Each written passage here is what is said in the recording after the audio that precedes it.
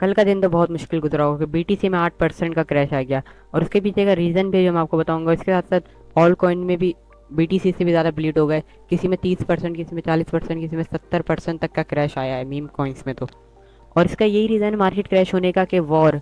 कल एक न्यूज़ आई, इसराइल और ईरान के बीच में एक बड़ा मसला चल रहा है, और उसके साथ भी 24 घंटे में वॉर भी डिक्लेयर हो सकती है। प्लस इसराइल के ऊपर ईरान ने सीज भी फायर करे, जिसको देख के यूएस भी बीच में घुसा और ईरान से कहता है कि अगर आप इसराइल पे हमला करोगे तो फिर आपके ऊपर भी हमला होगा, जिसको देख के मार्केट में पैनिक सिचुएशन हो गई और लोग मुश्किल भरा माहौल बन गया। और जब भी मुश्किल भरा माहौल बनता है तो मार्केट क्रैश ही होती है। और ऐसा नहीं है सिर्फ बिटकॉइन ही क्रैश हुआ है, जितनी भी वर्ल्ड की मार्केट है सारी मार्केट क्रैश हुई है। 500% का क्रैश आया है, जैसे एक्सपेक्ट 500 हो गया, नेक्स्ट जेंस हो गया, डोजॉन हो गया, ये सारी कंपनी क्रैश हुई हैं। और अभी तो वैसे भी सैटरडे, जब पीर को मार्केट खुलेगी, फाइनेंशियल मार्केट खुलेगी, तो फिर हमें पता नहीं देखने को क्या मिलेगा। और ये नहीं है कि सब कुछ ही ख़त्म हो गया है।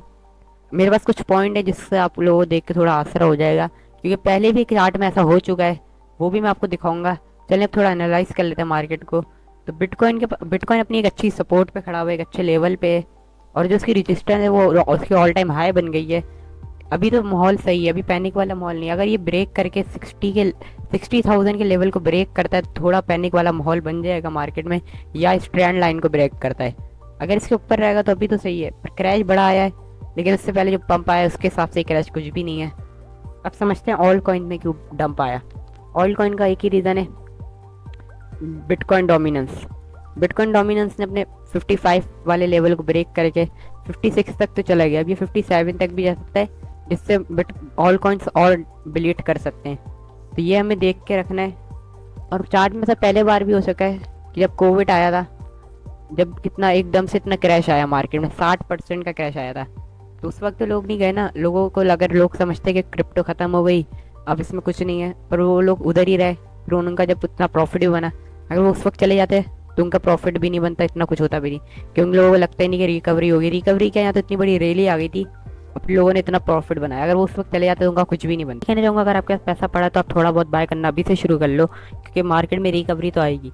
तो अभी मैं क्या कहता हूँ, अभी जो चीज़ें मिलेंगी वो आपको डिस्काउंटेड प्राइस में मिलेंगी, और इससे आपका ज़्यादा फायदा हो सकता है, अच्छा रिटर्न मिल सकता है। तो अभी किस कॉइन को बाय करना चाहिए वो भी मैं आपको बता देता हूँ। तिया को आप बाय कर सकते हो, इसके अलावा आप RNDR को बाय कर सकते हो, और टोनोटो को भी बाय कर सकते हो। टोनोटो वैसे भी अच्छी खासी रिकवरी कर रहा है, और आगे जाके भी रिकवर हो जाएगा।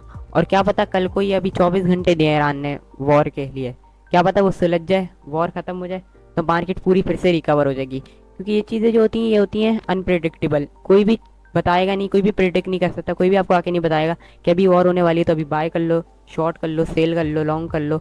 ऐसा कोई भी नहीं कर सकता, क्योंकि ये चीज़ जो है अनप्रेडिक्टेबल है, किसी को भी नहीं इसके बारे में पता। ये अंदर ही अंदर चलती रहती हैं चीज़ें। चार्ट किसी को ये बात बताएगा नहीं, कोई देख सकता है, किसी को पता चल सकता है कि वॉर होने वाली है तो बंदा पहले से ही अलर्ट हो जाए, लेकिन ऐसा कुछ होता ही नहीं है। तो उम्मीद है आप लोगों को समझ में आ गया होगा कि बिटकॉइन का क्रैश होने का क्या रीज़न था।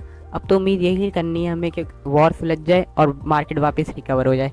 और थोड़ी थोड़ी क्वांटिटी में बाय करके रखिएगा आप लोग, जो भी मैंने कॉइन बताया। इसके अलावा और भी अगर आपको समझ आते हैं तो आप भी वो भी बाय कर सकते हैं। मिलते हैं अगली वीडियो में। टेक केयर, गुड लक, अल्लाह हाफिज़।